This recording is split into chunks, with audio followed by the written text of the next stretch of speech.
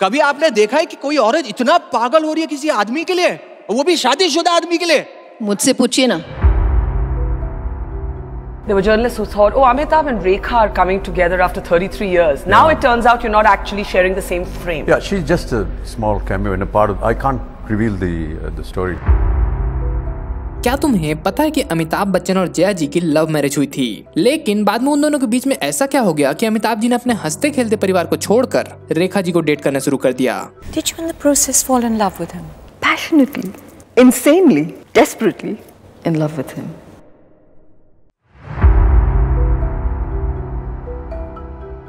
तो कहानी की शुरुआत होती है अमिताभ बच्चन जी से, जिनका जन्म 11 अक्टूबर 1942 को हुआ था, वो भी इलाहाबाद के अंदर में। और अगर परिवार की बात करें तो उनके फादर जो कि थे महान कवि हरिवंश राय बच्चन, और वहीं पे उनकी मदर का नाम था तेजी बच्चन। बाय द वे, क्या तुम जानते हो कि जब अमित जी का जन्म हुआ तो उनका नाम इनकलाब रखा गया था, क्योंकि ये उस दौर की बात थी जब भारत छोड़ो आंदोलन चल रहा था और उस समय के दशक में लोगों में क्रांति की भावना भरी हुई थी, इसीलिए उनका नाम इनकलाब रखा गया। लेकिन बाद में इसे बदलकर अमिताभ कर दिया गया, जो कि मेल था अमित और आभा का, जिसका मतलब था कभी न मिटने वाला उजाला। और परिवार की बात करें तो माता पिता के अलावा अमित जी के एक छोटे भाई भी थे, जिनका नाम था अजिताभ बच्चन, जो कि आज के टाइम पे बहुत बड़े बिजनेसमैन हैं। और अगर अमित जी के एक्टिंग करियर की बात करें तो अपने एक्टिंग की तरफ बढ़ने से पहले ही अमित जी ने 2 बार ऑल इंडिया रेडियो में काम करने की कोशिश करी थी, वो भी एज अ आरजे। लेकिन उनकी आवाज को लेके उन्हें बहुत भला बुरा कहा गया और उन्हें ये जॉब नहीं मिली।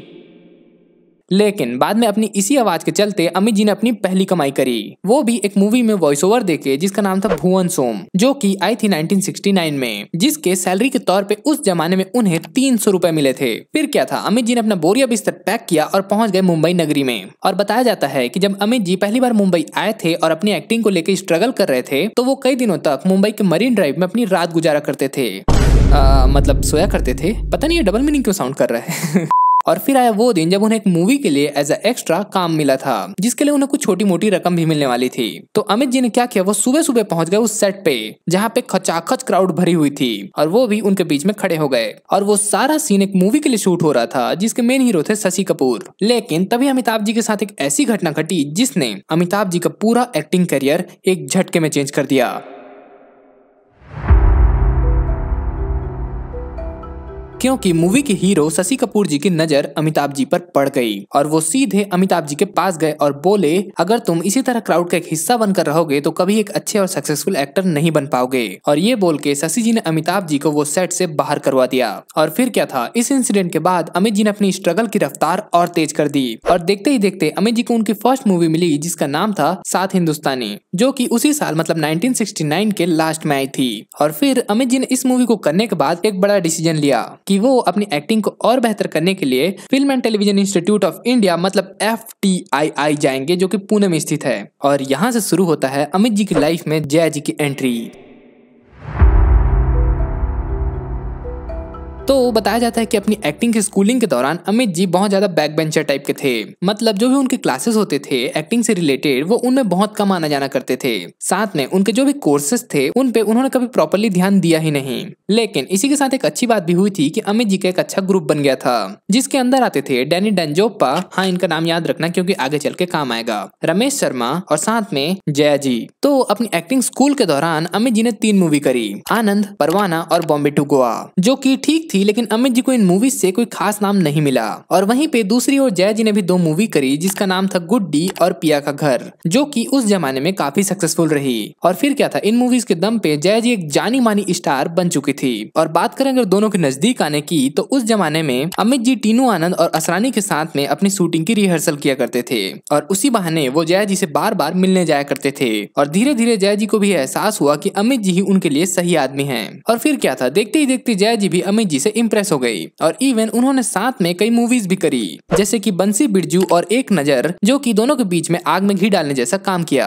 क्योंकि शूटिंग के बहाने दोनों आपस में और ज्यादा मिलने लगे और धीरे धीरे उनकी नजदीकियां और बढ़ने लगी। लेकिन अभी भी एक प्रॉब्लम थी, क्योंकि अमित जी अभी भी एक सक्सेसफुल एक्टर नहीं बने थे, और वहीं पे कंपेयर करें अगर जया जी से, तो वो एक जाना माना चेहरा बन चुकी थी। लेकिन फिर आई ऐसी चमत्कारी मूवी जिसने अमित जी का पूरा कैरियर एक झटके में चेंज कर दिया और उन्हें एक ऐसा नाम मिला जिसे आज हम जानते हैं, द एंग्री यंग मैन। हाँ, मैं बात कर रहा हूँ जंजीर मूवी की। अब मुलाकात हो गई। जब तक बैठने को न कहा जाए शराफत से खड़े रहो। जिसने अमिताभ बच्चन को द एंग्री यंग मैन का नाम दिया। तो इस साल था 1972 जब प्रकाश मेहरा जंजीर मूवी बना रहे थे, जिसके लिए उन्होंने अमित जी से पहले कई एक्टर्स को कंसीडर किया था, जैसे कि धर्मेंद्र, देवानंद और राजकुमार। लेकिन सबने अपने अपने रीजन देके इस मूवी से कट ऑफ कर लिया। जिसके बाद प्रकाश जी इतने दुखी हो गए कि वो सलीम जावेद के पास पहुंचे, जहां पे सलीम जी ने प्रकाश जी को अमित जी का नाम बताया, क्योंकि सलीम जी ने अमित जी का काम बॉम्बे टू गोवा मूवी में देखा था, जो कि उन्हें काफी पसंद आया था। और क्या तुम्हें पता है कि इस मूवी के लिए जया जी को स्टार्टिंग से ही साइन कर लिया गया था। और जब उन्हें खबर बताई गई कि अमित जी भी इस मूवी में काम करने वाले हैं, तो वो खुशी से झूमने लगी। लेकिन ये खुशी ज्यादा दिनों की थी नहीं, क्योंकि जैसे मूवी की शूटिंग कंप्लीट हुई, मूवी के लिए कोई डिस्ट्रीब्यूटर तैयार नहीं था, जिस वजह से पूरी मूवी की टीम इंक्लूडिंग अमित जी और जया जी बहुत दुखी हुए।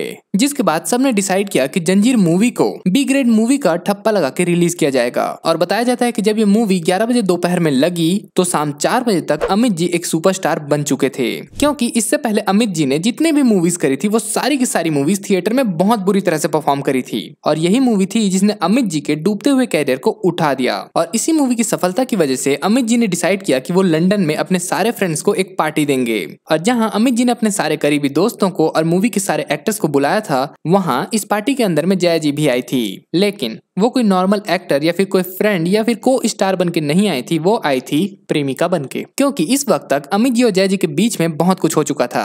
और इसी दौरान दोनों ने डिसाइड किया कि वो एक लंबी छुट्टी के लिए साथ में जाएंगे।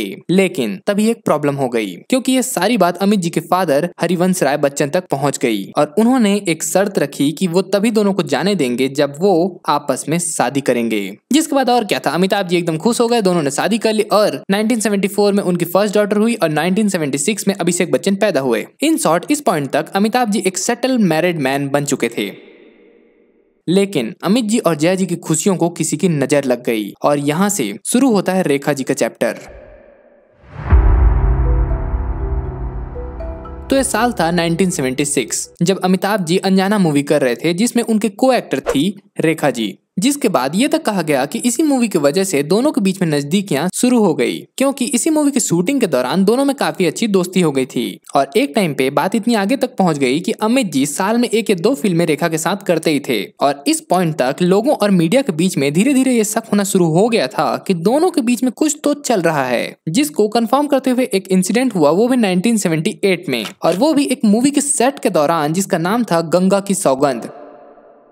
तो ये बात तब की है जब मूवी की शूटिंग हो रही थी और उस सेट पे रेखा जी भी मौजूद थी। तब उनके जो को एक्टर थे, उन्होंने रेखा जी के साथ कुछ गलत बिहेव किया और इस इंसिडेंट को देख के अमित जी इतने गुस्से में हो गए कि ऐसा लग रहा था कि वो उसे मार ही देंगे। और इस इंसिडेंट की वजह से ये तो कंफर्म हो गया था कि दोनों का एक दूसरे के प्रति कुछ न कुछ सॉफ्ट कॉर्नर तो जरूर है। और कई सोर्सेस की माने तो बताया जाता है कि उस टाइम पे अमित जी रेखा जी से मिलने के लिए, जो रेखा जी की फ्रेंड है, उसके बंगलों में जाया करते थे, जहाँ पे दोनों आपस में क्वालिटी टाइम स्पेंड करते थे। लेकिन जब भी दोनों से आपस में एक दूसरे के रिश्ते के बारे में पूछा जाता था, चाहे कोई इंटरव्यू हो या फिर कोई इवेंट हो, तो वो साफ साफ इस चीज को डिनाई कर देते थे। लेकिन खबरों का फैलना कम नहीं हुआ बल्कि बढ़ गया और फिर एक ऐसी खबर आई जिसको आज तक सच माना जाता है कि रेखा जी ने और अमित जी ने चुपके से उस टाइम शादी कर ली थी। और जब ये न्यूज पूरी तरह से इंडस्ट्री और मीडिया में फैल गई तो पहले तो सबको लग रहा था कि ये बस एक र्यूमर है, क्योंकि सेलिब्रिटीज के साथ में, चाहे आज का टाइम हो चाहे पहले का टाइम, फेक न्यूज फैलना कॉमन बात है। लेकिन इस न्यूज के बाद रेखा जी ने एक ऐसी हरकत करी जिसके बाद पूरा का पूरा बॉलीवुड सन्न रह गया। तो ये साल था 1980 का, जब ऋषि कपूर और नीतू जी की शादी हो रही थी और वहाँ पे फिल्म इंडस्ट्री के सारे बड़े दिग्गज एक्टर्स आए हुए थे और इवन वहाँ पे रेखा जी भी आई थी। लेकिन उन्होंने अपने गले में मंगलसूत्र और साथ में अपने माथे पे सिंदूर लगाया हुआ था और इस खबर ने पूरे बॉलीवुड में एक सनसनी मचा दी। और बताया जाता है कि जब रेखा जी उस इवेंट में, मतलब उस शादी के समारोह में आई थी, तो वो पहले नीतू जी से मिली और उसके बाद सीधे अमिताभ जी के पास चली गई और उनसे कैजुअली बातें करने लगी। लेकिन यहाँ पे एक ट्विस्ट था, क्योंकि ये शादी का समारोह था और यहाँ पे अमित जी जया जी के साथ आए थे एज अ कपल बनके। और जब रेखा जी अमित जी के पास गई और उनसे कैजुअली बातें करने लगी तो ये सारी चीजों को देख के जया जी अपने आप को कंट्रोल नहीं कर पाई और वहीं पे अपना सर नीचे किया और उनके आंसू बहना शुरू हो गए। बाय द वे, क्या तुम्हें वो फेमस रात याद है जब जया जी ने रेखा जी को अपने घर पे खाने पे बुलाया था? तो ये बात तब की है जब रेखा जी अमिताभ जी को लेकर बहुत ज्यादा डेस्परेट हो चुकी थी। मतलब उन्हें जहाँ भी मौका मिलता वो अपने और अमिताभ जी के रिश्ते को जग जाहिर कर रही थी। Did you in the process fall in love with him? Absolutely. Duh, that's a dumb question. I have yet to come across a single man who can't help but fall completely, passionately, insanely, desperately in love with him.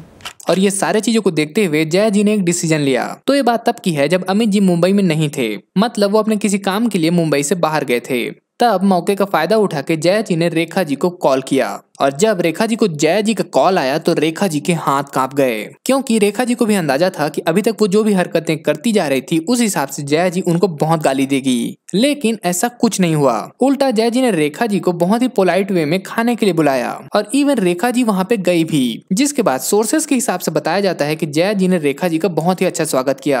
मतलब उन्होंने सारी प्रकार के खाने की चीजें उनके table पे रख दी, और यहाँ तक कि दोनों के बीच में काफी लंबे समय तक बातें भी चली। और फिर जब खाने के बाद रेखा जी अपने घर जाने लगी, तब जाके जया जी ने उनका फाइनल वार किया।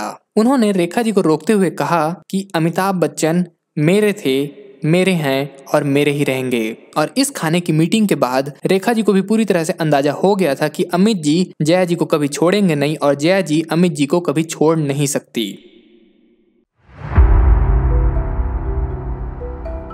बाय द वे, क्या तुम्हें पता है कि इन तीनों पे रियल लाइफ में एक मूवी बन चुकी है?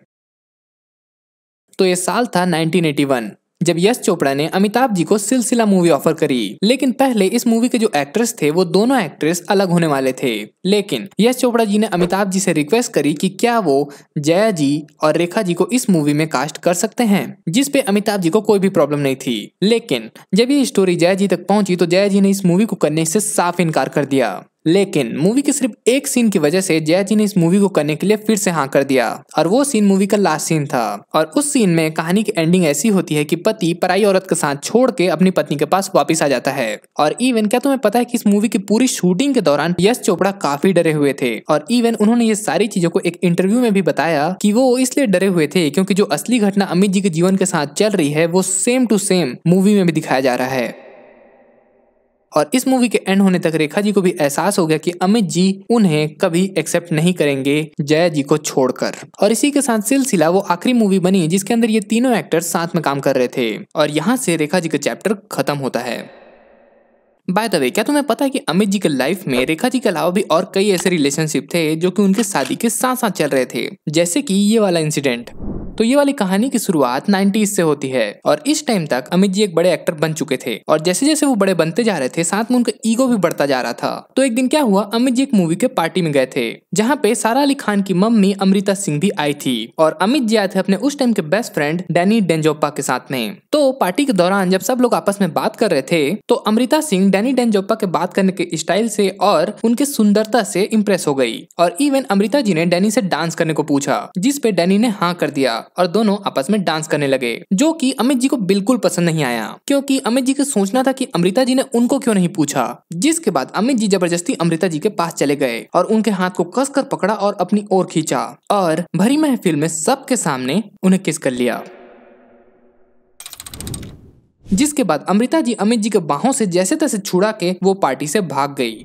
और इस इंसिडेंट के बाद अमृता जी ने अमित जी से बात करना ही छोड़ दिया, तब तक जब तक कि अमित जी उनके घर में पर्सनली जाके उनसे माफी नहीं मांगे।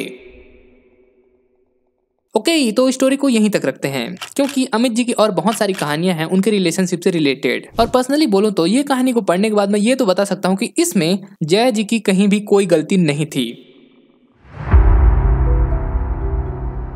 तो अब बात करते हैं मेरे पीओवी की। नंबर 1, तुमने भी नोटिस किया होगा कि आज के टाइम पे जया जी बहुत ज्यादा एरोगेंट और गुस्से वाली टाइप की लगती हैं। लेकिन जब मैंने ये वाली स्टोरी को पढ़ा तो मेरे को पता चला कि जया जी बिल्कुल भी पहले गुस्से वाली नहीं थी। और इवन तुमने ये पूरी स्टोरी में देखा होगा कि जया जी ने एक बार भी रेखा को गाली नहीं बकी, यहाँ तक कि उन्होंने ये सारे कर्म कांडों को बहुत ही शांति से निपटाया। और पर्सनली बताऊं तो मेरा यह मानना है कि जब आदमी के जीवन में बहुत ज्यादा उतार चढ़ाव आते हैं तो उसका बिहेवियर चेंज हो जाता है, जो कि आजकल हम जया जी पे देख सकते हैं।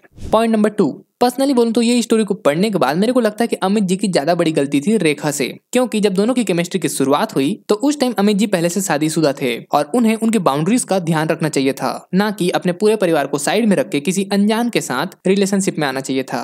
पॉइंट नंबर 3, और अब मैं उन लोगों से बात करना चाहता हूँ जिन्हें लगता है कि इन दोनों का एक सच्चा प्यार था, क्योंकि तुमने भी नोटिस किया होगा कि इन दोनों के ऊपर बहुत ज्यादा रील्स या फिर एडिट बनते हैं और लोगों को लगता है कि ये दोनों आपस में बहुत ज्यादा सच्चे थे। लेकिन ये सारी चीजें तब तक अच्छी लगती हैं जब ये चीजें दूर होती हैं, लेकिन जब ये सारी चीजें आपके घर में होने लगे तो कैसा लगेगा आपको, आप बताओ। जस्ट इमेजिन आपका एक हंसता खेलता परिवार है जहाँ आपके मम्मी पापा सब साथ में रहते हैं, लेकिन तभी आपको एक न्यूज पता चलती है कि आपके पेरेंट्स में कोई एक किसी और पर्सन के साथ डेट कर रहा है। तब आप सोचो कि आपकी उस सिचुएशन में हालत क्या होगी, और वहीं पे आपके पेरेंट्स की क्या हालत होगी जब उन्हें पता चलेगा कि उनका पार्टनर किसी और के साथ डेट कर रहा है।